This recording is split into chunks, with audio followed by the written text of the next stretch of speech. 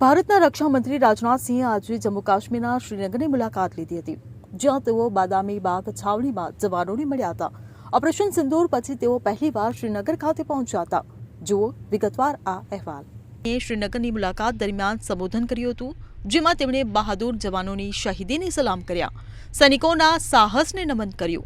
તેમણે કહ્યું કે પાકિસ્તાન ભારતીય સેના દ્વારા કરવામાં આવેલી કાર્યવાહી ક્યારેય નહીં ભૂલે। સાથે જ કહ્યું કે સમય આવીએ કડકમાં કડક કાર્યવાહી કરી શકીએ છીએ। રાજનાથસિંહે પાકિસ્તાનને આડે હાથ લેતા જણાવ્યું કે પાકિસ્તાને ભારત પર હુમલો કર્યો અને અમે આતંકવાદીઓની છાતી પર હુમલો કર્યો। પાકિસ્તાને આતંકવાદ માટે પોતાની જમીનનો ઉપયોગ બંધ કરવો જોઈએ। પાકિસ્તાને ભારત સાથે દગો કર્યો છે અને તેને તેની કિંમત ચૂકવવી પડી છે। જો આતંકવાદી પ્રવૃત્તિઓ વધતી રહેશે તો આવી કાર્યવાહી પણ વધશે। પાકિસ્તાનના પરમાણુ શસ્ત્રોને IAEA ની દેખરેખ હેઠળ લેવા જોઈએ। साथियों, ऑपरेशन सिंदूर की कामयाबी ने पाकिस्तान में छिपे आतंकी संगठनों और उनके आकाओं को भी यह साफ बता दिया है कि वे कहीं भी अपने आप को महफूज और सुरक्षित न समझें। अब वे हमारे बहादुर भारतीय सेनाओं के निशाने पर हैं।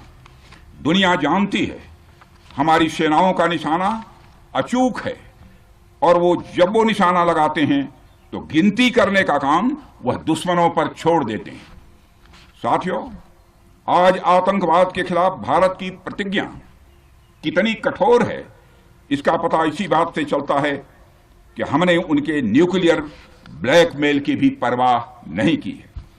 पूरी दुनिया ने देखा है कि कैसे गैर जिम्मेदाराना तरीके से पाकिस्तान द्वारा भारत को अनेक बार एटमी धमकियां दी गई हैं।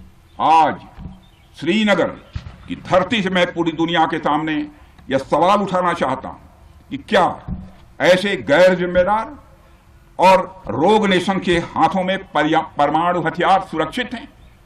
मैं दुनिया के सामने यह सवाल खड़ा करना चाहता हूं।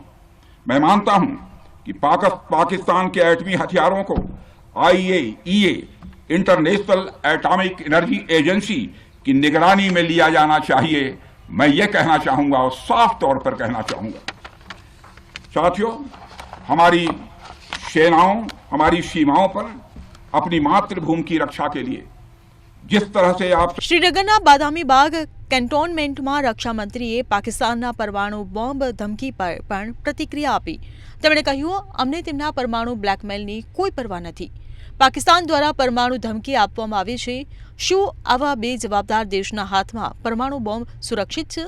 વધુમાં કહ્યું કે હું દુનિયા સમક્ષ માંગ કરું છું કે આંતરરાષ્ટ્રીય પરમાણુ ઉર્જા એજન્સીએ પાકિસ્તાનના પરમાણુ શસ્ત્રોને પોતાના નિયંત્રણમાં લઈ લેવા જોઈએ। ભારતીય સેના દ્વારા તાજેતરમાં પાકિસ્તાનના હાથ ધરવામાં આવેલા આતંકવાદ વિરોધી ઓપરેશન સિંદૂર પછી રાજનાથસિંહની કાશ્મીર ખીણની આ પહેલી મુલાકાત હશે। આ સંદર્ભમાં તેને ખૂબ જ મહત્વપૂર્ણ માનવામાં આવી રહ્યું છે। શ્રીનગરની મુલાકાત દરમિયાન સંરક્ષણ પ્રધાન પ્રદેશની સુરક્ષા પરિસ્થિતિની સમીક્ષા કરે અને 15 કોર્પ્સ મુખ્યાલયમાં વરિષ્ઠ લશ્કરી અધિકારીઓ સાથે વાતચીત કરે તેવી અપેક્ષા છે। શ્રીનગરમાં પોતાનો કાર્યક્રમ પૂર્ણ કર્યા પછી રાજનાથસિંહ આજે મોડી રાત્રે નવી દિલ્હી જવા રવાના થશે। Bureau report CN20। હવે જુઓ દેશ દુનિયાની તમામ ખબરો તમારી આંગળીના ટેરવે। ઉઠાવો મોબાઈલ અને ગૂગલ પ્લે સ્ટોર પરથી ડાઉનલોડ કરો અમારી CN24 ન્યૂઝ મોબાઈલ એપ।